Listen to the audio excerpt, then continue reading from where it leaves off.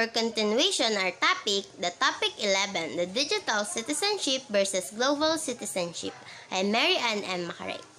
So, simulan na natin ang ating discussion. First is, what is digital citizenship?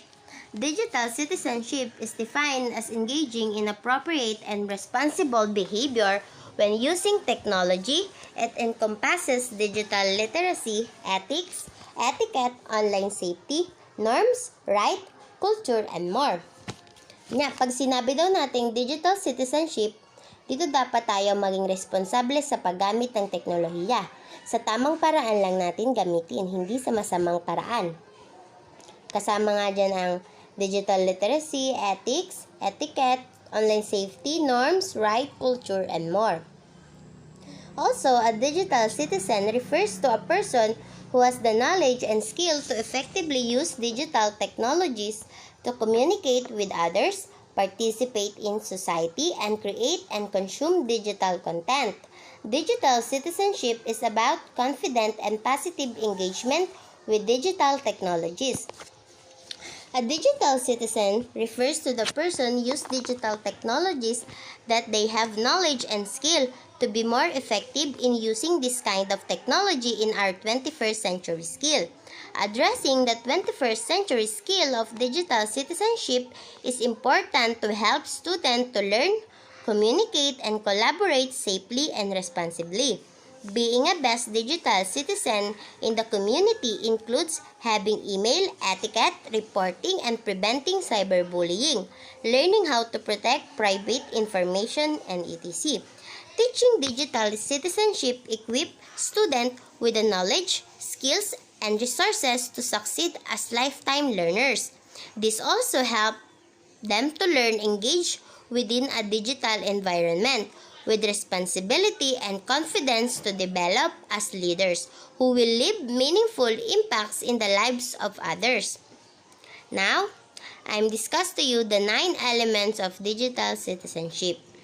They are digital access, digital commerce, digital communication, digital literacy, digital etiquette, digital law, digital rights and responsibilities, digital health and wellness, and digital security and self-protection.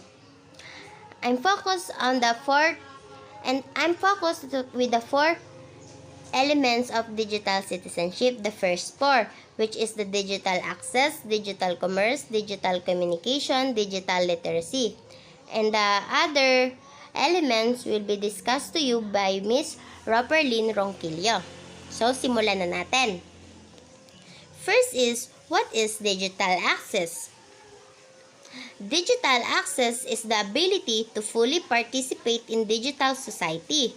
This includes access to tools and technologies such as the internet and computers that allow for full participation. Unfortunately, not everyone has complete digital access and therefore are not able to fully participate in digital society. The separation between those who have complete access and those who do not is referred to as digital divide. Pag sinabing nating digital access, ito yung ability natin kung paano tayo papasok sa bagong mundo, gaya na nga lamang ng nausong bagong teknolohiya. Umuso ito upang mapadali at mapabilis ang ating paggawa, maging ito man sa ating paaralan, trabaho, kumpanya at iba pa. It is important for technology user to understand that not everyone has the same level of digital access to digital technology. This gap between those who have access and those who do not is often referred to as a digital divide. I-discuss ko naman sa inyo kung ano ang digital divide. Ang digital divide pa rin ay kasamaan pa rin siya ng digital access. Digital divide. There are many levels of digital access. Some individuals have more and others have less. There are many reasons why a digital divide exists. These include lack of resources to pay for hardware, technology, and internet access, lack of electricity, lack of education, and knowledge about the use of technology. Yun nga lang, kaya hindi nakakasabay nga ang iba sa makabagong mundo o makabagong teknolohiya dahil nga sa tinatawag na digital divide exists, nag-exist na siya sa mundo. Gaya na nga lamang yung una daw, lack of resources to pay for hardware. Yun nga, sa mga computer shop, PisoNet, wala tayong kakayahan magbayad doon palagi. Kaya hindi natin magawa ang ating gusto at matuto tayo sa makabagong teknolohiya. Sunod, yung internet access, yun. Yung iba may wifi, tayo naman wala. Kaya nagkakaroon pa rin ng digital divide. Lack of electricity, yun. Yung gaya nung iba, yung gaya sa mga nakatira sa bundok, wala naman silang sapat na kuryente para maka-access talaga sa makabagong mundo o makabagong teknolohiya. Lack of education and knowledge about the use of technology, yung walang kakayahan o abilidad para makasabay sa uso. Yun, kaya lang naman nagkakaroon ng digital divide exists sa digital access.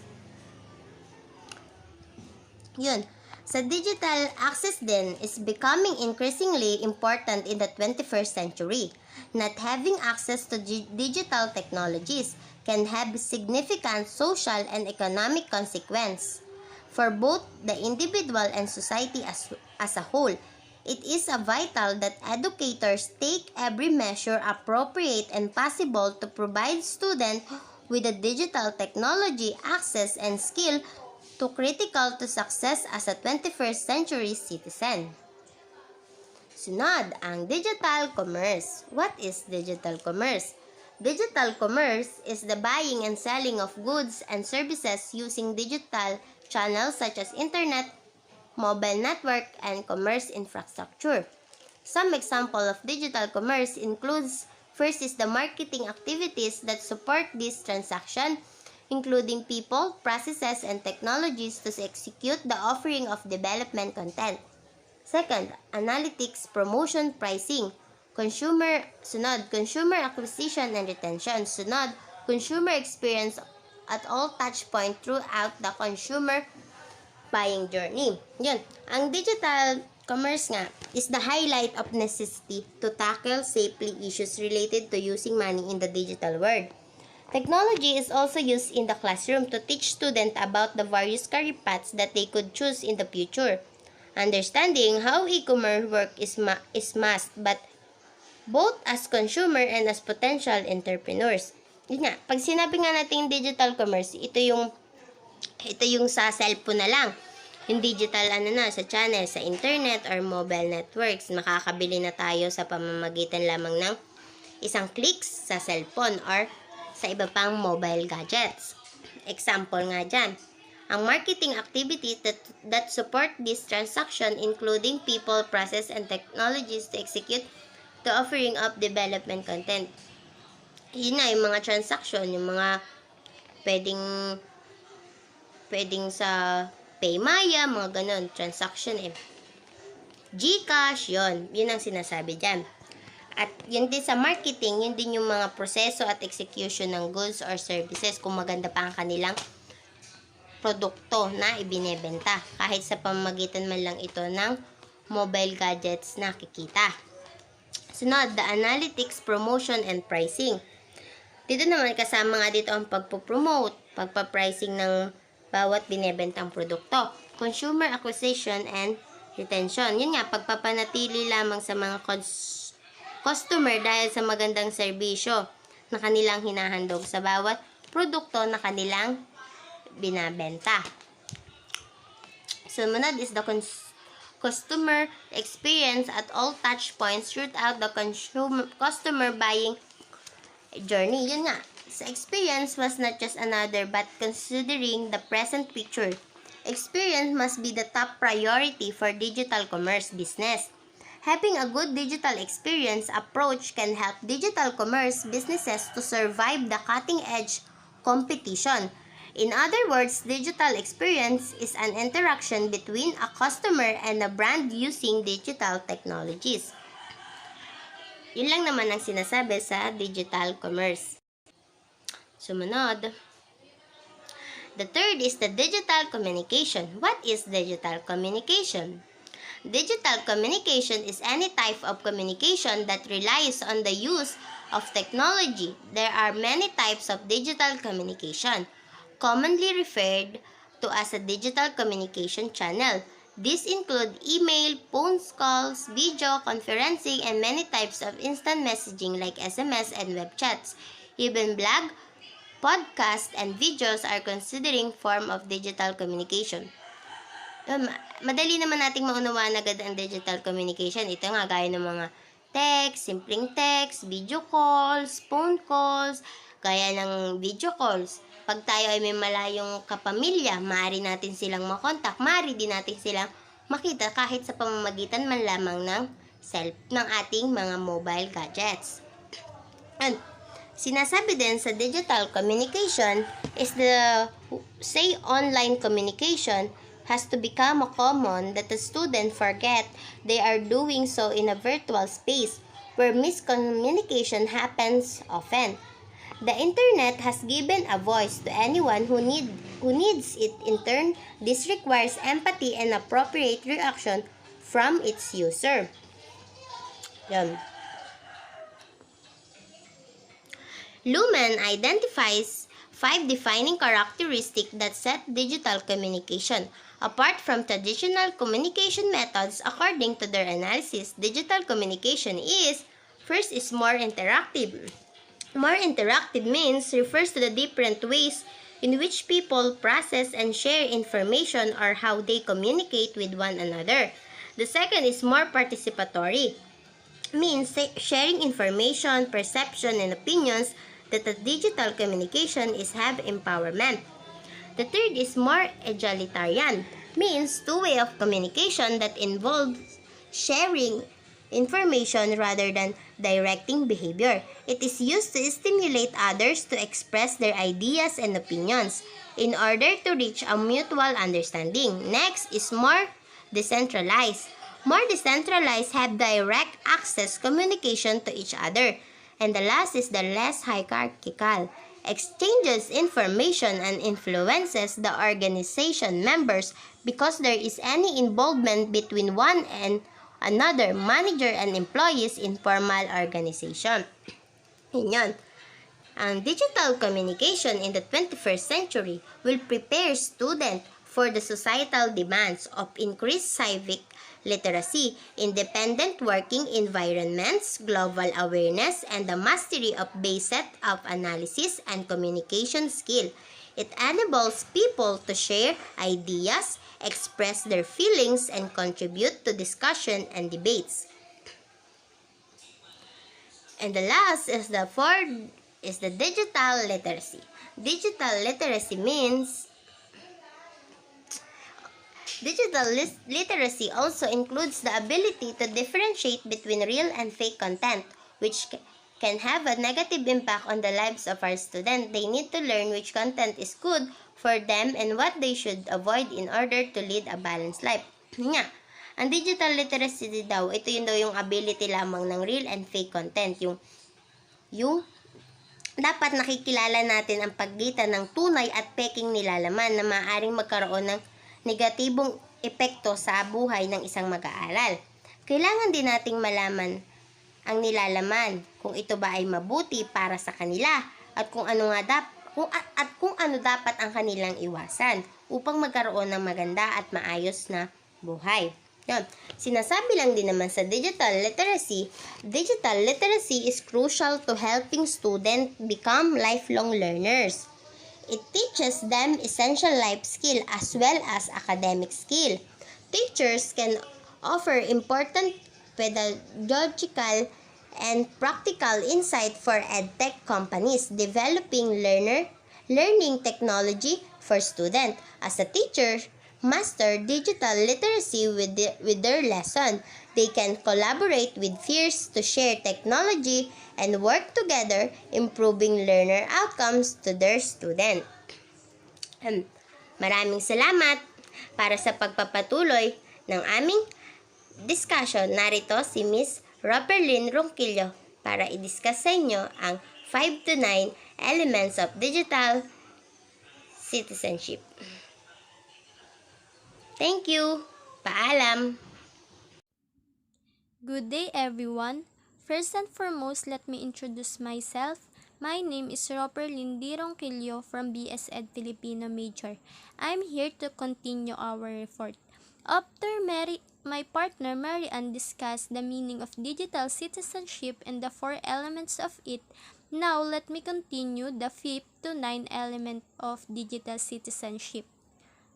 But now, let me introduce the 9 digital citizenship elements.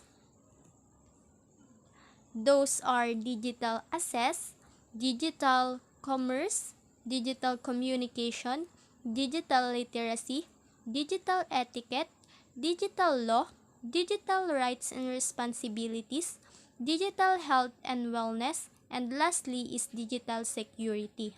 So now the fifth element is digital etiquette.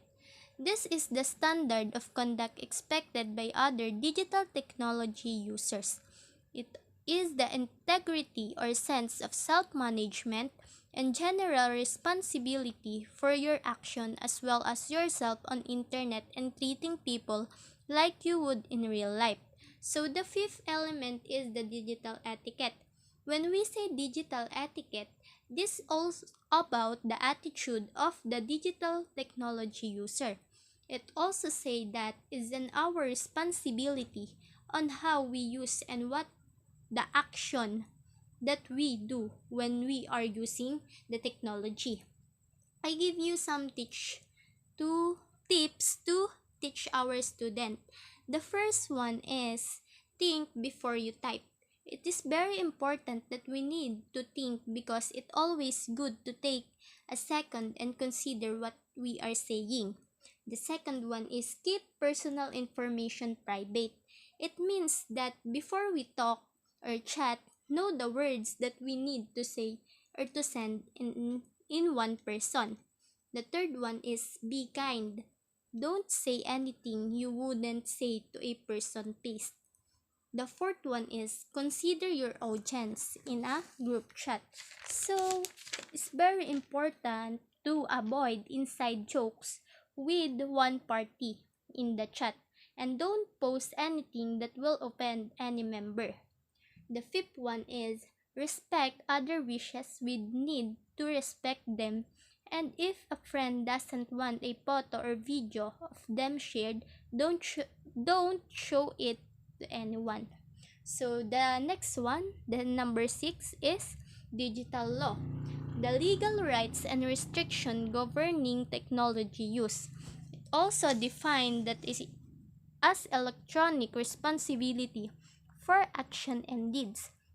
In other words, digital law refers to what you are and are not allowed to do while using the internet. So, the sixth is the digital law. So, it is important that we have also law in technology, for easily we know what happening in one person if he or she violate the law. Our mind is enlightened about our responsibility in using it. We know how we act and deeds. In short, digital law is about how you do using internet and what are the things that not allowed in using it. The next one is the seventh, the digital rights and responsibility. This is the privilege and freedoms extended to all digital technology users and the behavioral expectation that come with them. As a user of digital technology, you also have the right to privacy and the freedom of the personal expression. So, the seventh element of digital citizenship is the digital right and responsibility. As a user, we have privilege and freedom to use all the digital technology. And as a user, we need to be a responsible person. Being a user of digital technology, we also have right to have privacy and freedom to express ourselves. It's our responsibility to use technology appropriately.